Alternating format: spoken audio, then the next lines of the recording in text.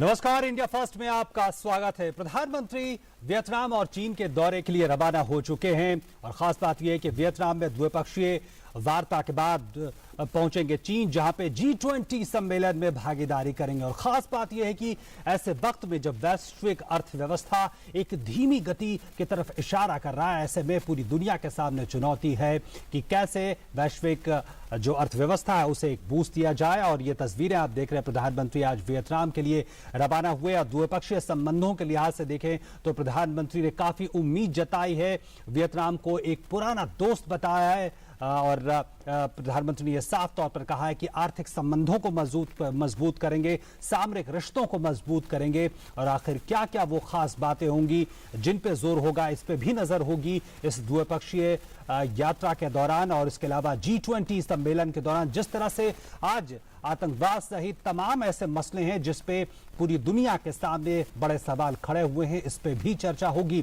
तो इस पे हम बातचीत करेंगे। लेकिन पहले नजर डालते हैं कि वियतनाम यात्रा से जुड़े वो कौन से खास बिंदु हैं जिस पे निगाहें होंगी। हम कुछ आंकड़ों और कुछ तथ्यों पे नजर डालते हैं इन ग्राफिक्स के जरिए। और हम साफ तौर पर कह सकते हैं कि प्रधानमंत्री की जो एक्ट ईस्ट पॉलिसी है, जिसे लेकर प्रधानमंत्री खास तौर पर लगातार जोर देते रहे और कहा है कि उन्होंने कहा है कि एक आधार स्तंभ की तरह वियतनाम को देखा जाना चाहिए। और पिछले 15 सालों में ये पहले किसी भारतीय प्रधानमंत्री की यात्रा है। आर्थिक और सामरिक मुद्दे प्रमुख तौर पे इसमें होंगे और भारत का निवेश वियतनाम में करीब $570 मिलियन का है और इसमें काफी ज्यादा पोटेंशियल कहा जा रहा है। तेल और गैस, टेक्सटाइल उद्योगों के कलपुर्जे, फार्मा, फूड प्रोसेसिंग, ये वो क्षेत्र हैं। इसके अलावा IT इंफ्रास्ट्रक्चर, विकास और अक्षय ऊर्जा के क्षेत्रों में भारत का एक बड़ा निवेश रहा है और इसे कैसे और आने वाले वक्त में बढ़ाया जा सकता है, इस पर भी निगाह होगी।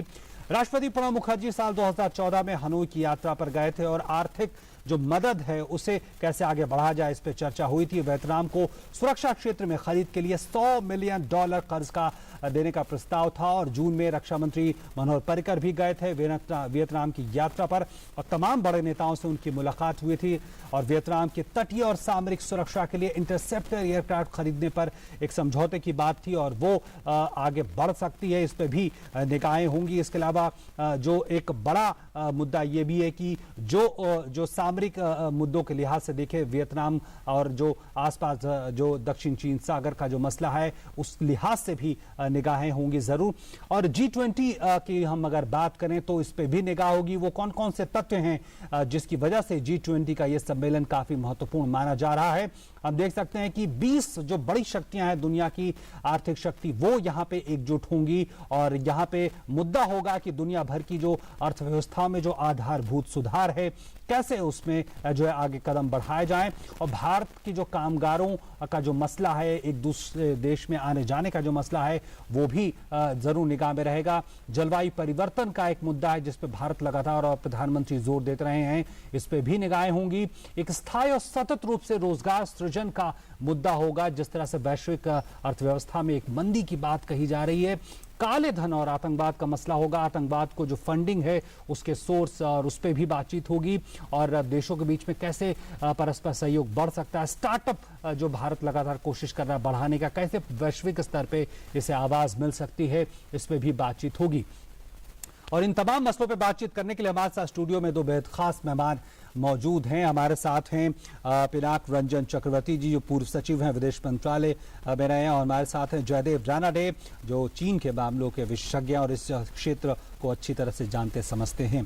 पिनाक जी, अगर मैं आपसे शुरुआत करूं, सबसे पहले वियतनाम की बात अगर करें, जिस लिहाज से प्रधानमंत्री ने कहा है कि एक पुराना दोस्त रहा है वियतनाम, और ये भी साफ तौर पे उन्होंने कहा है अपने डिपार्चर स्टेटमेंट पे कि आर्थिक सहयोग को बढ़ाना प्रमुख मुद्दा रहेगा। कितना पोटेंशियल, और जिस तरह से भारत लगातार जोर देता रहा है एक्ट ईस्ट पॉलिसी के लिहाज से? देखिए, आर्थिक संबंध में तो बहुत बड़ा पोटेंशियल है, क्योंकि अभी आपने जो कहा कि हम लोगों का जो बायलैटरल ट्रेड है वो कुछ खास नहीं है, $600 मिलियन के करीब है। अगर आप उसका तुलना करें चाइना के ट्रेड के साथ तो कोई तुलना ही नहीं हो सकती।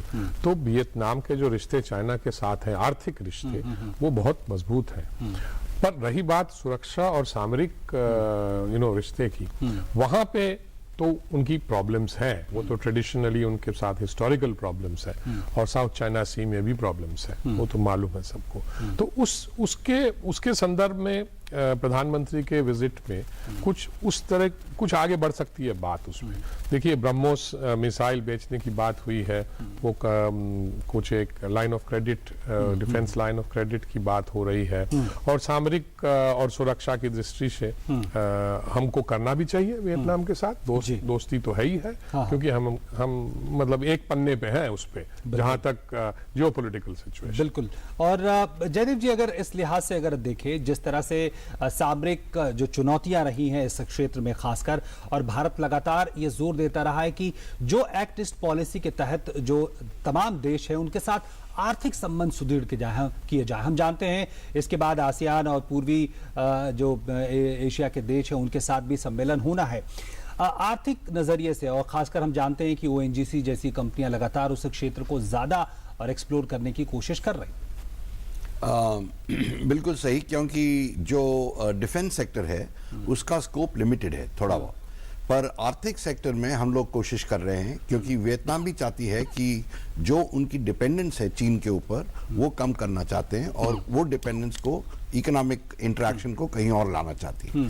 तो उस जरिए से फार्मास्यूटिकल इंडस्ट्री, एजुकेशन, हेल्थ, ये सेक्टर्स में हम लोगों के काफी मतलब हम लोग उनका मदद कर सकते हैं, और इकोनॉमिक इन्वेस्टमेंट भी हम अट्रैक्ट कर सकते हैं उनसे यहाँ पे। बिल्कुल। तो ये चल रही है एक बात। दूसरी एक और है टूरिज्म, वो भी एक बहुत ही बड़ा क्षेत्र है, और उसमें इनफैक्ट वियतनाम ये सोच रही है कि कैसे वो बॉलीवुड को अट्रैक्ट किया जाए वियतनाम में। वो सोचते हैं कि एक दो पिक्चर अगर हो जाए तो इंडियन पब्लिक भी आएगी। हाँ जी, इंडियन पब्लिक आएगी। तो मेरे ख्याल से खास तौर पे ये बात है।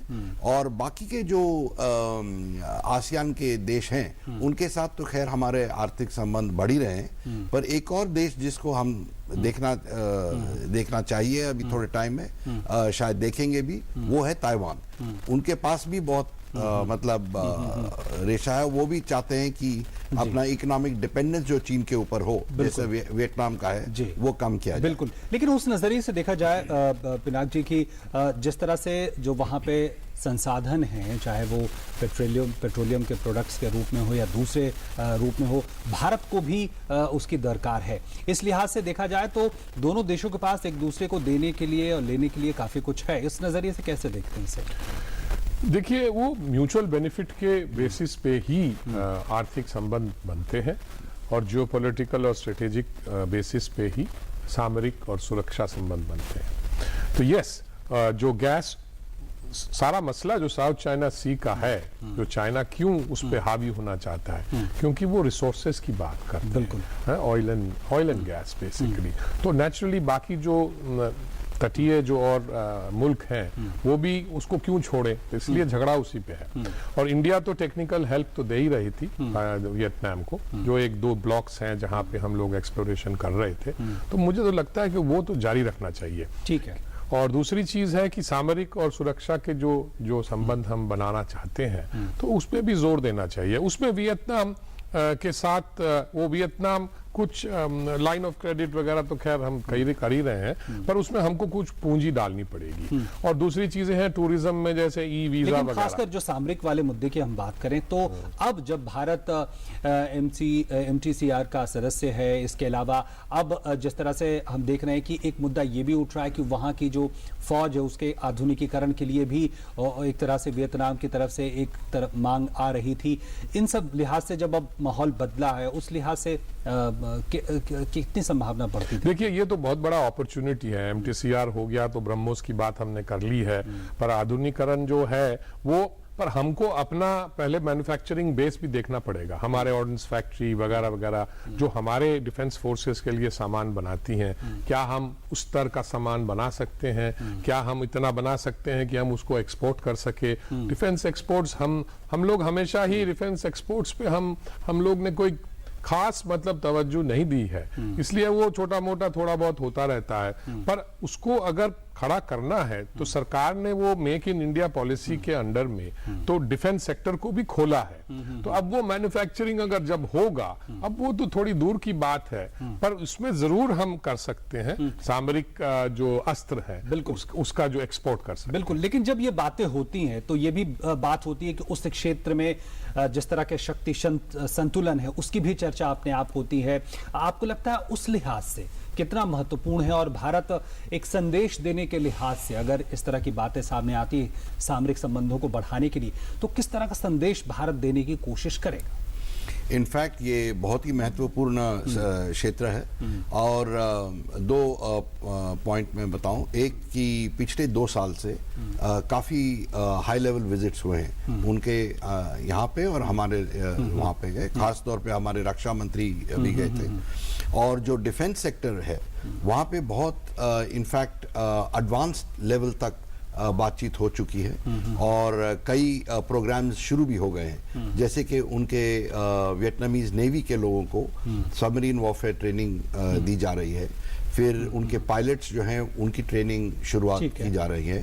तो ऐसे चीज हो रहे हैं। पर अब जो बात हो रही है वहाँ पे, एक तो ब्रह्मोस की है, दूसरी लॉन्ग टर्म रिलेशनशिप कैसा किया जाए। तो उनके जो खास तौर पे जो हथियार हैं वो रूस की ओरिजिन के हैं, तो हम लोग उनके मेंटेनेंस कर सकते हैं, उनके डेवलपमेंट कर सकते हैं। और बात ऐसी हो रही है अब, मतलब शुरुआत हुई है कि वियतनाम में क्यों नहीं मेंटेनेंस फैसिलिटीज बनाया जाए ताकि लॉन्ग टर्म रिलेशनशिप। लेकिन इसका जो असर है, इसका जो संदेश है, उसको लेकर कितना आपको लगता है? मेरे ख्याल से बहुत ही अहम संदेश होगी लोगों को। इनफैक्ट उनके और हमारे स्ट्रेटेजिक इंटरेस्ट जो है, जो मैं कहूँ, उनमें कन्वर्जेंस बहुत ही है।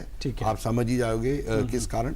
और दूसरे जो 2 देश हैं वहाँ पे, वो भी देखेंगे कि भारत मदद करने के लिए आगे आ सकता है। निश्चित तौर पर तो एक बड़ा संदेश, एक बड़ी बात, इसमें कई बातें छुपी हुई हैं। निश्चित तौर पर सिर्फ वियतनाम तक ही नहीं बल्कि उसके आगे तक संदेश जाता है। फिलहाल रुक रहे हैं यहाँ पे एक छोटे से ब्रेक के लिए, और ब्रेक के बाद जब लौटेंगे तो G20 सम्मेलन की बात करेंगे। वहां किस किस तरह के मुद्दे हैं और भारत किस तरह से अपनी बात लेकर वहां पे जा रहा है, और किस तरह का स्टैंड भारत का रहेगा। रुक रहे हैं छोटे से ब्रेक के लिए। People think techies are chained to their desks. Not me. I run UAVs. You know, drones. I have to say, it's pretty awesome. I grew up playing video games. And who would have thought that'll help me defend my country? Not my mom at least. We get there first and see what's around the corner so that there are no surprises for the rest of the team. We go everywhere, working with the latest and the best technology. But no Facebook. We are India's most exciting workplace and we are making you an offer. The Indian Army. Live a life less ordinary. भाई बोले तो अपुन के area में अपुन से बड़ा danger कौन आ गया भाई? डेंगू और चिकुनगुनिया। बोले तो दोनों का गेम बजाते थे भाई। अरे पापा, कूलर में मच्छर की फैक्ट्री डाले लाए क्या? ड्रम, कूलर, गमले, पक्षियों के बर्तन वगैरह को हर हफ्ते साफ करने का। टायर, प्लास्टिक के कप, ग्लास, नारियल के खोल में पानी जमा न होने दे। डेंगू और चिकुनगुनिया का मच्छर साफ पानी में पनपता है। मच्छर के काटने से बचे। बुखार हो तो पैरासीटामोल लेने का, एस्प्रिन नहीं। पर भाई ये बीमारी का पता कैसे चलेगा भाई? सीधा है रे। बदन दर्द, सर दर्द, तेज बुखार, थकावट, बदन पे दाने निकले तो मतलब डॉक्टर को मिलने का, खुद डॉक्टर नहीं बनने का, समझा? वाह भाई, आप तो सचमुच के MBBS है भाई। बचपन में पेड़ चढ़ना अच्छा लगता था। बड़ी हुई तो सब चाहते थे कॉर्पोरेट लैडर चढ़ जाऊं। कुर्सी पर बैठे इनविजिबल सीढ़ियां चढ़ना नॉट माय स्टाइल। मुझे पसंद है टेक्नोलॉजी और पहाड़ चढ़ना। And this is the only job जो मुझे दोनों करने देता है। It's lonely at the top but the view it's incredible. हम है भारत के सबसे एक्साइटिंग वर्कप्लेस और हम दे रहे हैं आपको एक ऑफर। भारतीय सेना, आम नहीं ये जिंदगी। वादा किया था मैंने।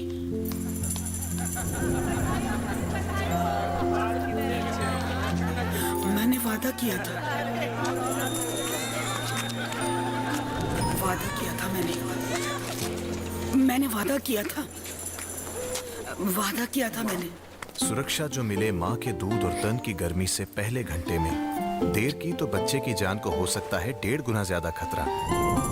तुझसे वादा रहा पहले घंटे की सुरक्षा का। गवाह कौन? ये गवाह जी। पूरा किया ना मैंने वादा।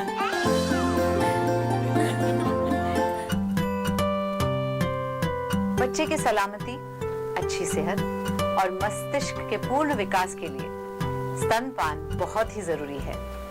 आइए हम सब मिलकर अपने बच्चों को एक बेहतरीन शुरुआत दें। स्तनपान के लिए पूर्ण सहयोग दें। प्रधानमंत्री ग्राम सड़क योजना ने हम गांव वालों के लिए तरक्की के रास्ते खोल दिए। सड़क के गड्ढों की फोटो खींच रहे हो? कोई खास बात है क्या? अरे काका, मेरे मोबाइल फोन में मेरी सड़क ऐप है, जिससे प्रधानमंत्री ग्राम सड़क से जुड़ी कोई भी जानकारी सरकार तक भेजी जा सकती है। सड़क से जुड़े सुझाव या शिकायत पर सरकार वाजिब कार्यवाही करती है। प्रधानमंत्री ग्राम सड़क से जुड़ी कोई भी बात, मेरी सड़क एंड्रॉइड ऐप अब हर पल मेरे साथ। ब्रेक के बाद एक बार फिर से आपका स्वागत। हम बात करें प्रधानमंत्री के वियतनाम और चीन दौरे की, और चीन में G20 सम्मेलन में प्रधानमंत्री भागीदारी करेंगे। और याद रखिए, जब हम G20 की बात करते हैं तो हम बात करते हैं दुनिया की 85% अर्थव्यवस्था की और 75% वैश्विक व्यापार की बात करते हैं। और जैसा कि विश्व व्यापार संगठन का अनुमान है कि इस साल 2.8% विकास दर वैश्विक अर्थव्यवस्था की रह सकती है, और ये 5वां लगातार साल है जब वैश्विक अर्थव्यवस्था के विकास की रफ्तार 3% से कम होगी, और यही शायद सबसे बड़ी का विषय भी है। पिनाक जी, आप कैसे देखते हैं इस प्रमुख मुद्दे को, क्योंकि निश्चित तौर पर भारत जब ऐसे वक्त में अपनी अर्थव्यवस्था को विस्तार देना चाहता है तो जरूरी होगा कि वैश्विक मांग भी हो। देखिए, वैश्विक मांग एक ही तरह से बढ़ सकती है कि जब बाकी जो विकसित देश हैं उनकी इकोनॉमी में मतलब उछाल आए। 3% 4% तक होते हैं, इससे ज्यादा नहीं होंगे। और हमारे यहाँ 7% प्लस ग्रोथ है। चाइना में ग्रोथ स्लो डाउन कर रहा है। तो सबसे बड़ा प्रश्न अब आर्थिक प्रश्न ये है कि हाउ टू इंक्रीज डिमांड।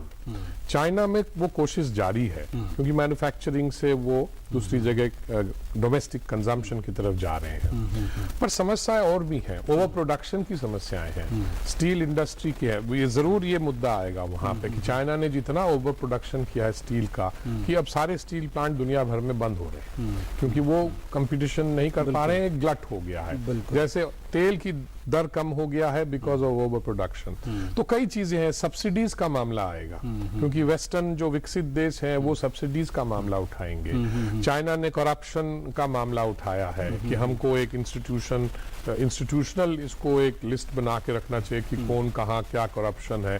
पर ये सारे मुद्दे आएंगे, और कुछ नॉन आर्थिक मतलब दायरे के बाहर भी जो है पॉलिटिकल मुद्दे आएंगे, और उसमें लगता है मुझे कि साउथ चाइना सी का मुद्दा प्रमुख होगा। बिल्कुल आएगा, जब वैश्विक अर्थव्यवस्था की भी बात कहीं ना कहीं उससे जुड़ी हुई है।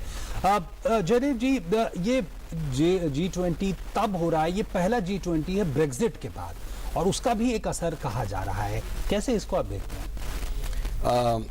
एक तो इकोनॉमिक स्लोडाउन होने के संभावना है, और चीन समझती है कि ये G20 एक स्पेशल और इम्पोर्टेंट सेशन है। क्या ये भी एक संदेश देता है कि जो वैश्विक अर्थव्यवस्था है वो ज्यादा कंजर्वेटिव होने की तरफ बढ़ रहा है? वो भी एक समस्या है जी। और इसमें चीन के बेसिकली 3 बिंदु हैं। पहले कि इंटरनेशनल मॉनेटरी इंस्टीट्यूशंस जो हैं उनमें रिफॉर्म किया जाए, और जो डेवलपिंग नेशंस हैं, इमर्जिंग मार्केट्स हैं, उनको ज्यादा अथॉरिटी या ज्यादा से दिया जाए। दूसरी बात कि चीन का जो इकोनॉमिक कंडीशन है वो चीन कहती है कि अच्छी है, और उसी बेसिस पे वो कह रहे हैं कि 1 बेल्ट 1 रोड उसको एक्सेप्ट किया जाए, और चीन उसको पुश करेगी। तो वो चाहते हैं कि दूसरे G20 जो देश हैं वो भी इसमें शामिल हो जाए। तो ये क्या इशारा उस तरफ भी है, जो पाकिस्तान और चीन आर्थिक गलियारा जो बन रहा है उस तरफ भी उस तरह की पहल की बात भी क्या? हाँ, पर वो मतलब प्रायोरिटी पे नहीं है। प्रायोरिटी पे ये है, जैसे अभी पिनाक जी कह रहे थे कि जो स्लो डाउन और ग्लट चीन में हो रहा है उसको कैसे उससे कैसे निकल पाए चीन। और ये 1 बेल्ट 1 रोड जो है, उनके स्टेट ओन्ड एंटरप्राइजेस वगैरह है जो वो उसमें काम आएंगे। वो उसमें जो surplus technology, surplus resources, surplus man power है वो इसमें इस्तेमाल करेंगे। ये चीन का गेम है। और तीसरा जो है कि एशियन इंफ्रास्ट्रक्चर बैंक जो चीन ने अपने लीडरशिप में खड़ी की हुई है, वो चाहते हैं कि उसको भी मॉनेटरी सिस्टम में शामिल किया जाए। तो चीन के जो ऑब्जेक्टिव्स है वो बहुत ही क्लियर है, और ब्रेक्सिट के बाद होने से वो समझती है कि इसमें इनके प्रपोजल में एक्सेप्टेंस होगी, क्योंकि ब्रिटेन भी अब उनका भी कंडीशन थोड़ा नाजुक है, और चीन पे ब्रिटेन का डिपेंडेंस थोड़ा बढ़ गया है। ठीक है, लेकिन ऐसे में जब हम देख रहे हैं कि एक कंजर्वेटिव एक मूड, एक संरक्षणवाद का मूड हम देख रहे हैं, अमेरिका में भी हमने देखा, ब्रिटेन में भी अब देख रहे हैं, तो ऐसे में हम कितनी उम्मीद करेंगे कि इस G20 समिट में आगे का कदम लिया जा सकता है? देखिए, मुझे लगता है अब दुनिया में आर्थिक व्यवस्था में एक तनाव चल रहा है, जो एक ग्लोबलाइजेशन का एक एरा था, अब थोड़ा डी ग्लोबलाइजेशन के साथ लोग चलना चाहते हैं। इसलिए जो इंटरनेशनल ट्रेडिंग सिस्टम है उसका थोड़ा सा बंटवारा हो रहा है। रीजनल ट्रेडिंग जो पैक्ट्स हैं वो ज्यादा बढ़ रही हैं, और इसमें हम लोगों को इंडिया को इससे फायदा नहीं हो सकता, क्योंकि इंडिया को भी फिर उस रीजनल प्रैक्टिस में जाना पड़ेगा। तो उसके जो कायदे हैं, उसके जो रूल्स हैं, वो हमने नहीं बनाए हैं, तो हमको वो एक्सेप्ट करने पड़ेंगे। इसलिए G20 में हम लोगों को, जैसे फॉर एग्जांपल सब्सिडी की बात करी थी मैंने, वहां पे बड़ा जोर होगा वेस्टर्न कंट्रीज में कि आप सब्सिडी हटाइए, वो हम नहीं हटा सकते, क्योंकि हमारी फूड सब्सिडी है, फ्यूल सब्सिडी वगैरह है, जो गरीबों के लिए होता है, तो उसमें तनाव रहेगा। इसलिए ये सब मुद्दे वहां आएंगे, पर इकोनॉमिक ग्रोथ और कैसे बढ़े उस पे जरूर चर्चा होगी, और उस पे जो आइडियाज वहां आएंगे जनरली कि सब अपना अपना आइडियाज रखेंगे, तो उसमें से जो खुलासा निकलेगा और जो डिस्टिलेट निकलेगा, तो उसमें हम लोग फिर गौर फरमाना पड़ेगा। और एक कयास ये भी लगाए जा रहे, जैसा आपने भी जिक्र किया था, कि जो गैर आर्थिक मुद्दे हैं, चाहे वो आतंकवाद का मुद्दा हो, हम देख रहे हैं अब यूरोप भी जिस तरह से प्रभावित लगातार हो रहा है, ये कितनी जगह बना पाएगा इस आर्थिक मंच पे? मुझे तो लगता है टेररिज्म और आईसिस, ये इस पे काफी चर्चा होगी कि क्या किया जाए। इतने बड़े बड़े 20 जो बड़े देश हैं वो मिलके सोचेंगे कि अब क्या किया जाए, इनका फाइनेंशियल फ्लो कैसे रोका जाए, इनको कैसे काबू में ला सकते हैं। पर उसमें वही प्रॉब्लम हो जाती है कि हम वहां पे तो खैर जनरलाइज्ड है कि G20 जो है यूनाइटेड नेशंस नहीं है और यूएन सिक्योरिटी काउंसिल नहीं है, तो इसका जो डिसीजंस जो भी होता है वो एडवाइस की तरह से होता है, क्योंकि ये कौन लागू करेगा। हाँ, ठीक है, आप करें तो अच्छी बात है, नहीं करें तो फिर भी ठीक है। I mean there is no compulsion in implementation, पर उसमें एक कंसेंसस बिल्डअप हो जाता है कि ये हमारे मुद्दे हैं, टेररिज्म है, आईसिस है, इस सारी चीजें जो हैं, तो पॉलिटिकल एंड सिक्योरिटी इश्यूज जो हैं वो भी अपनी जगह पर रहेंगी, पर ऐसा नहीं कि वो प्योरली आर्थिक समिट बन के रह जाए। बिल्कुल, निश्चित तौर पर उसका जो नेचर है वो भी बदला पिछले कुछ सालों में। भारत के कुछ स्पेसिफिक मुद्दे हैं, और पिछले G20 में भी हमने देखा था, और इस बार भी जो है भारत तो उसको पुश करना चाहेगा, जिस तरह के कयास लगाए जा रहे, वो है कि एक तो ये कि जो कुशल कामगार हैं उनका एक दूसरे देश में आना जाना, इसका मुद्दा वो ज़्यादा सरल हो, ज़्यादा सीधा हो। इसके अलावा रेमिटेंस का जो मुद्दा है कि वो ज़्यादा आसानी से और ज़्यादा कम जो है उसमें लागत लगे। इन सब मुद्दों को आपको लगता है भारत कितना पुश करे? नहीं, भारत ज़रूर पुश करेगी, क्योंकि यहाँ पे दिक्कत ये है कि जो G20 में डिस्कशंस होंगे वहाँ पे 2-3 चीज़ें हमें ध्यान रखना चाहिए। एक, चीन चाहती है कि इकोनॉमिक फोकस रहे, और जो साउथ चाइना सी वगैरह पे बात कम हो। दूसरी बात यह है कि एक कॉम्पिटिटिवनेस है इस G20 में, जहां चीन भी अपना ये बनाना चाहती है कि खैर पोजीशन मजबूत बनाना चाहती है। तो काफी तैयारियां भी चीन ने की है इस बहुत ही तो आप देखेंगे कि जहां यूएस TPP वगैरह पे पुश करेगी, चीन जो है वो RCEP, और जैसे मैंने अभी जिक्र किया था एशियन इंफ्रास्ट्रक्चर बैंक वगैरह, वो पुश करने की कोशिश करेगी। और जहां रहा ये टेररिज्म का बात, जरूर वो तो सभी लोग अग्री करेंगे, पर वहां पे भी लेकिन कॉन्क्रीट क्या माय होता है, टेररिस्ट एंड योर टेररिस्ट वाला सवाल आ हाँ, जाए। जिस पे- Good and इस पे- bad terrorist. हाँ, बिल्कुल। और इस चर्चा एक आखिरी में पिनाक जी कि इस G20 के साइडलाइंस में बहुत सारे बायलैटरल्स भी होंगे, जिसमें बराक ओबामा के साथ भी बैठक होनी है और शी जिनपिंग के साथ भी मुलाकात होनी है। क्या यहाँ पे आपको लगता है, क्या उम्मीद कर सकते हैं? देखिए, जहां तक बराक ओबामा का सवाल है, ये इनका लास्ट मेजर समिट है, क्योंकि अब तो उनका प्रेसिडेंसी खत्म हो रहा है। जी। अब वो इलेक्शन मोड में चले गए हैं वो चले इलेक्शन गए मोड हैं, में। जी। तो वो लेगेसी की बात होती है हर एक प्रेसिडेंट की, अमेरिकन प्रेसिडेंट की, भाई हम G20 से क्या लाएं क्या नहीं ठीक लाएं। है। तो वो एक कोशिश तो जरूर करेंगे, इसका एक लेगेसी इशू। क्योंकि भारत के साथ जो है न्यूक्लियर सप्लाई ग्रुप का मुद्दा वो भी अधूरा है। और हाँ, वो शायद आए, पर वो बायलैटरल्स में आएंगे। और जैसे bilateral। प्रधानमंत्री तो मिले हैं, प्रेसिडेंट शी से कई बार मिल चुके हैं, और मेरे ख्याल में वो बायलैटरल्स में आएंगे, मुझे तो लगता है। और उस पे क्या होगा बायलैटरल्स में कहना अभी मतलब it's too early, but main focus तो रहेगा मल्टीलैटरल ग्लोबल इश्यूज। बिल्कुल, निश्चित तौर पर। बहुत बहुत धन्यवाद जयदेव जी आपका हमारे साथ जुड़ने के लिए। हमारे साथ आज वक्त हमारे पास इतना ही। पिनाक रंजन जी आपका हमारे साथ जुड़ने के लिए। तो निश्चित तौर पर मुद्दों की कमी नहीं है, चाहे आर्थिक मुद्दे हों, चाहे सामरिक मुद्दे हों, चाहे वियतनाम की बात कर लें या G20 की बात कर लें। नजर यही है कि आगे की जो दिशा है, आगे के जो रास्ते हैं, वो क्या खुलते हुए हमें इस दौरान दिखेंगे। फिलहाल इस उम्मीद के साथ इंडिया फर्स्ट में आज इतना ही। दीजिए हमारी पूरी टीम को इजाजत। नमस्कार।